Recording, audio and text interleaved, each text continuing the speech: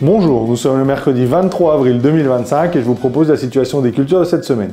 En ce qui concerne les colzas, ils sont maintenant en pleine floraison. On a les premières siliques qui sont formées dans la grande majorité des parcelles.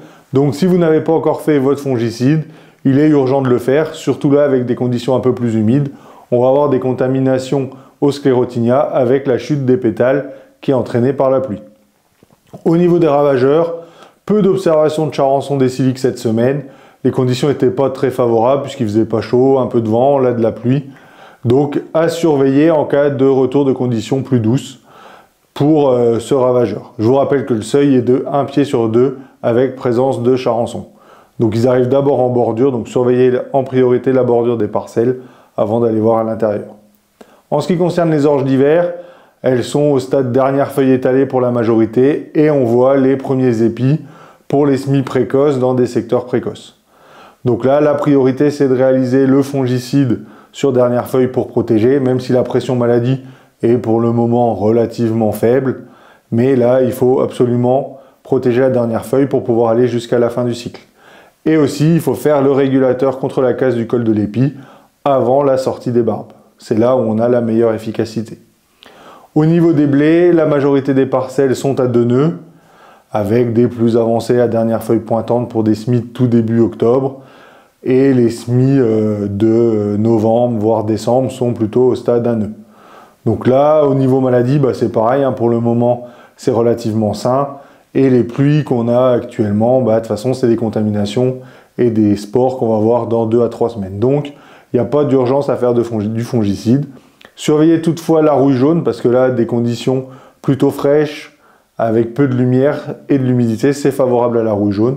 Donc surveillez les variétés sensibles comme LG Audace, Celebrity ou autres. Et là, donc, je vous rappelle qu'il faut intervenir dès l'apparition des premières pustules. En ce qui concerne les orges de printemps, elles sont pour la majorité au stade talage et les semis de début février sont au stade 1 nœud. Donc là, la priorité, ça va être de solder l'azote, surtout que là, les conditions sont favorables, de faire des désherbages antigraminés s'il y a de la mauvaise herbe. Et pour les parcelles les plus avancées, si on a vraiment une grosse population, on peut envisager un régulateur. Mais au niveau maladie, pour le moment, c'est pareil, c'est plutôt sain. Pour les parcelles de pois d'hiver, la floraison débute. Donc là, dans des conditions qui sont plutôt favorables, les parcelles sont plutôt belles. Donc le retour des pluies va être favorable aux maladies. Donc là, une intervention fongicide peut être nécessaire pour éviter les contaminations et surtout le développement des maladies, que ce soit ascochitose ou bactériose. Attention, comme pour le colza, les pois sont soumis à l'arrêté abeille, donc les fongicides doivent être faits le soir, donc 2 heures avant le coucher du soleil ou 3 heures après. En ce qui concerne les cultures de maïs et de tournesol, donc les semis sont bien avancés, les premières parcelles sont en cours de levée et il y a encore des semis qui restent à faire, notamment dans des parcelles où on attendait le retour de la pluie pour avoir une bonne levée.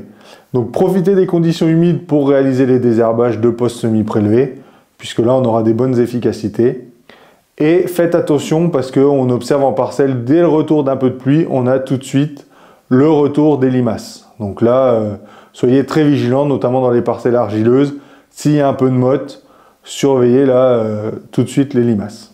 Je vous souhaite une bonne semaine, à la semaine prochaine.